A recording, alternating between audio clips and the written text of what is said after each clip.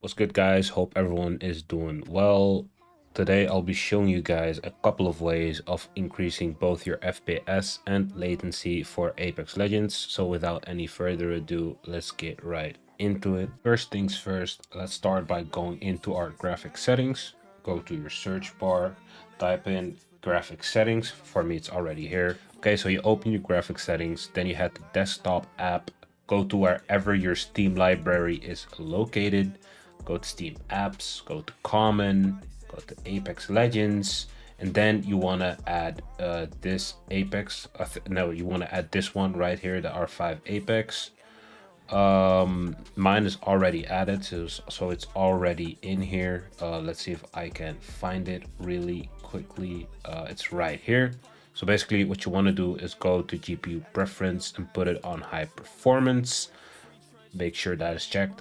Once that is done, you can go ahead and click out. Next thing we want to do is go into your Nvidia control panel. So once we're in the Nvidia control panel, you want to go to adjust image settings with preview. You want to head down here, put it on performance, slide that baby all the way down, click on apply, and go to manage 3D settings. Now, every setting that I have on here, make sure that all the unnecessary stuff is off and it gives you the most amount of FPS and latency.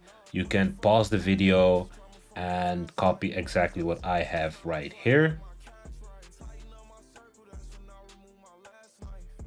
Once that is done, you can click apply and you can X out.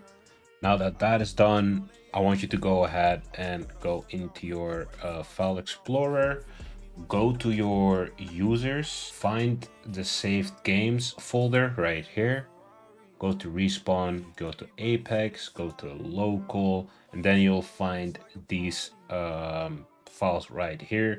You want to go ahead and open this videoconfig.exe.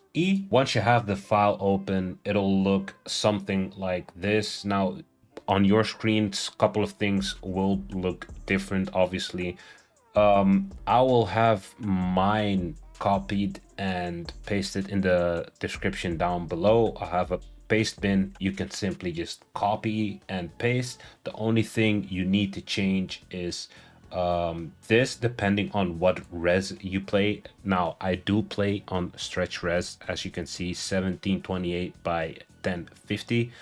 Now, if you want to play on native, you have to change this res right here. If you have a different stretch res you play, you can change that right here as well. So depending on what res you play, these two are the ones you should be looking at. Other than that, stream memory is also important. If you want your game to look like clay, turn this to all zeros. If you want it to be somewhere in between like me, this number will do just fine. If you want it higher, you can change this to 6. It depends on what you really want. When you have done that, make sure to save the file. I already have it saved, so it won't really, yeah, it'll just give me another option. So basically you go in here, you save, you X out, you come right back, you press right click, go over to properties, make sure read only is on. Now, once you click this, it forces this file to not be changed. Whenever you don't have this on red, the game will try and restore the old settings, such as things like shadows, which you do not want on. You don't need shadows in Apex. These are turned off by turning these two to 0. It's just extra bloat, something extra to take away your FPS. You don't want that. So you come back here, you read only, apply, and okay. Now, if you want to change your resolution later on or whatever, you have to come back, unread the document, and then go in and change it. Same goes for stream memory, whatever. So once that is done, you want to open up your Steam. You want to open up your Steam, you want to find your Apex, go to properties, go to installed files, go to browse, go to CFG. So what you want to do is when you're here, open the link I have in the description. You can just copy it, make a new text document, and then you can just paste it all in here. The only thing you have to look out for, if you play on 120 FOV, you want to change this to 177.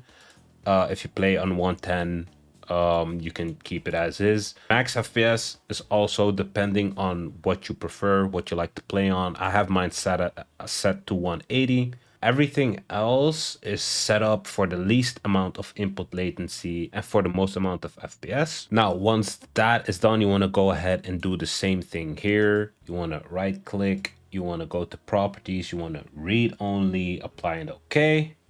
And once that is done, we can go ahead and launch the game. Now that we're in game, let's go over some of the settings. Now, interact prompt style, this purely depends on whether you're new to the game or not, since some of the info might help you out. If you're an OG, like most of the player base, compact is the way to go. Button hints depends on if you're new or not, if you changed minds or whatever. I have this on off. Crosshair feedback, I have this on X. I've also rocked with none for a pretty long time because of, yeah, some people say the X might get in the way and visual clarity, whatever. I have it just on X now. It doesn't really bother me that much. I have my damage numbers on stacking. It's just the cleanest in my opinion. Some people like floating. Don't really recommend it. I think stacking is still the best. End of the day, this is whatever you choose, but I feel like this is the most clear. Ping opacity, I have mine on faded since sometimes pinging might be in the way a little bit. Enemy highlight, I have this on enabled. It's just free information, even though I do think they never should have added this in the first place. It's free information. I just don't see why someone would take it off. Obituaries, I have this on. Minimap rotation, I have this on as well. This depends on what game you come from. Some people like this on off. Really depends on who or what game you come from. Weapon auto cycle on empty. I have this on. It's just a good thing to have in my opinion. It's also what I'm used to. Always sprint, I have this on off. You do not want this on because if you're using a shotgun, it doesn't even have to be a shotgun necessarily. Whenever you sprint and you stop to try and shoot, you have this small delay. So having always sprint on will grief you. There's a big bug with shotguns as well, where you literally won't be able to shoot your gun. So make sure this is off. Sprint control, I have this on press. Some people like it on hold. Depends on who you are, I guess. I'm just used to having it on press. Auto run, I do not think you want this on. Put it on off since it might mess with your shooting whenever you really need to shoot. So keep this on off. Jetpack / guide control, I have this on hold. I don't see any benefits of putting this on toggle. It'll probably only just grief you, so I think hold is better. Incoming damage feedback, I have this on 3D since you'll be able to tell better where grenades are. Some people like to use 2D. I think 3D is just a little better. 2D might cause a little less visual clutter, even though I don't think this is too bad. So kind of just depends on what you prefer. Taking damage, closes death boxes or crafting menu. If you have this on, you will not be able to armor swap. This will 100% grief you. If you're new to the game, make sure this is off. This means whenever you get shot, you will instantly close the death box. Now, this is very bad since you want to be armor swapping a lot in Apex. That'll save you from a lot of fights. It will turn a lot of fights, but you will most likely eat a bullet or two while armor swapping. So the last thing you want is the box closing on you. So make sure this is on, off. I can't stress it enough. Health and ammo pop-ups. This doesn't really affect visual clarity, I have these on. I never really touched these. These settings are quite new. I've never really touched these. This is all fine with me. This is just extra info. Like all of these are just fine. Just keep them on. Display performance, I recommend having this on so you can see your FPS and packet loss and whatever. If anything is off, you will be able to instantly tell. Now for colorblind mode, I do rock Tarantinopia. I do think the game looks the best this way, and your enemies are also yellow, so you'll be able to spot them way quicker.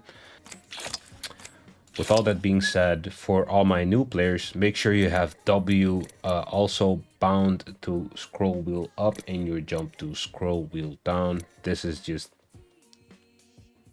Apex standard. You just have to do this. For the ones that don't know, it's for being able to tap strafe. That's a whole different video by itself though. There are millions of videos out there on the internet on how to tap strafe, but yeah, make sure you have these two on.